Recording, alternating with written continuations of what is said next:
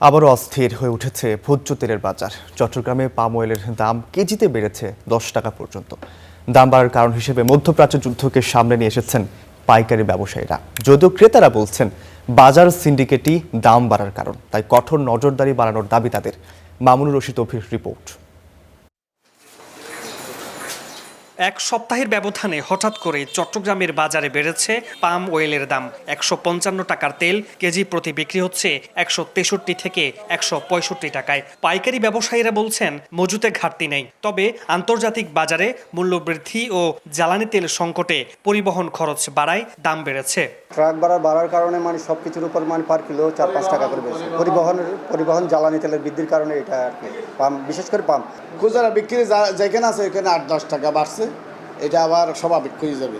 পাইকারি পর্যায়ে দাম বাড়ার সরাসরি প্রভাব পড়ছে খুচরা বাজারে। পাম অয়েলের দাম বেড়ে হয়েছে 180 টাকা, অন্যদিকে সয়াবিনের দাম বেড়ে হয়েছে 206 টাকায়। দাম রোজার থেকে একটু বাড়ছে, এখন তেলের বিভিন্ন গাড়ি ভাড়াটা বাড়তি তো হিসাবে একটু বাড়ছে। বহির্বিশ্বের যে সমস্যা, ওই সমস্যাটা সারা বিশ্বেই পড়ছে। স্বাভাবিক, আমরা সবাই জানি, নিশ্চিত আপনারা দেখতেছেন, ওইটার কারণে বাজারের পরিস্থিতি এরকম।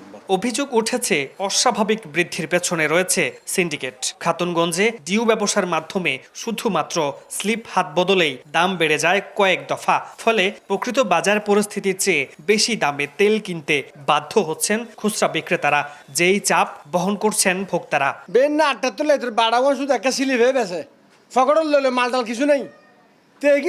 মগর মূল্যকর ব্যবসায়ী দেখি মগর মূল্যকর তো হারাম না। তেল 170 টাকা 50 টাকা কিনছি, এখন এটা 200 টাকা বিক্রি করতেছে। আমাদের তো কেনার বাইরে তেল এবং বিভিন্ন পণ্য যেটি কিনতে গিয়ে আমাদের কষ্ট হয়ে যায়। ভোক্তাদের দাবি, সিন্ডিকেট ভেঙে বাজারে কঠোর নজরদারি বাড়াতে না পারলে মূল্যবৃদ্ধির দুষ্ট চক্র থেকে বের হওয়া যাবে না। মামুনুর রশিদ অভি, স্টার নিউজ, চট্টগ্রাম।